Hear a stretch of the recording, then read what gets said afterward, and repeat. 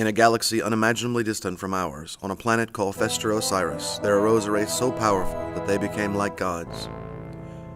As well as mastering technology and science, the Osirians developed powers of pure thought, bending the physical world to their will by the strength of their minds alone. As they grew in power, so they grew in wisdom, all but one. His name was Sutekh, and he was great among the Osirians.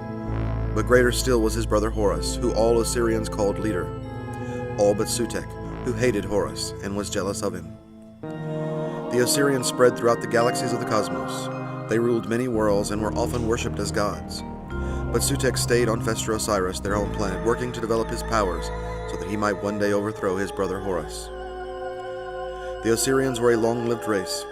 Sutekh worked and studied for thousands of years until his powers were truly awe-inspiring. But his mind was full of jealousy and hatred, and in time this turned to madness.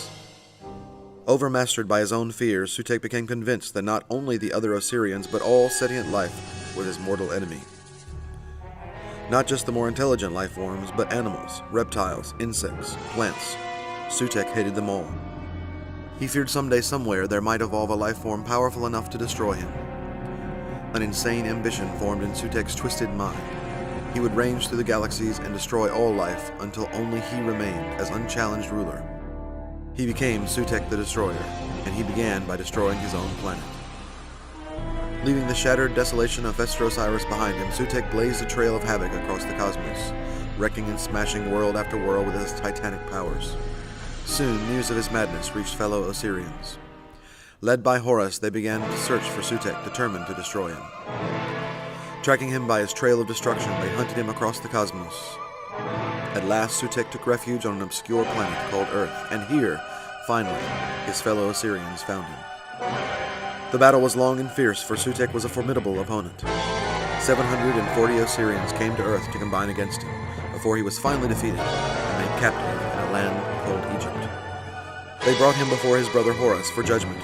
Many urged that all the Osirians should link their minds and blast Sutekh from existence, but Horus would not agree. To kill Sutekh would mean that they too were destroyers. Horus decreed that Sutekh should not die, but should be made eternally captive. A pyramid was built to become his prison, and since more than walls of stone were needed to imprison such a being as Sutekh, he was locked in the grip of a mighty force field, paralyzed and utterly helpless. For even greater safety, the control point of this pyramid was placed not on Earth, but on one of the other planets circling its sun. On Earth, a secret cult of Egyptian priests was set up to guard the pyramid. Satisfied that Sutekh was forever bound, Horus and the other Osirians went on their way. What became of the Osirians, no one can say. They vanished from our cosmos and were seen no more.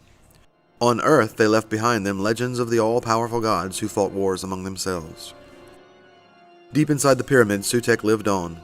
For thousands upon thousands of years, he endured his long captivity. Bound by the force field of Horus, scarcely able to move a muscle, only his twisted brain was active.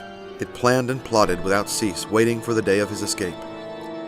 For Horus would not leave even Sutekh quite without hope. He had told him that escape was possible, though the difficulties and obstacles were so great as to be almost insurmountable. The mighty civilization of Egypt rose and fell. Other civilizations and empires took its place.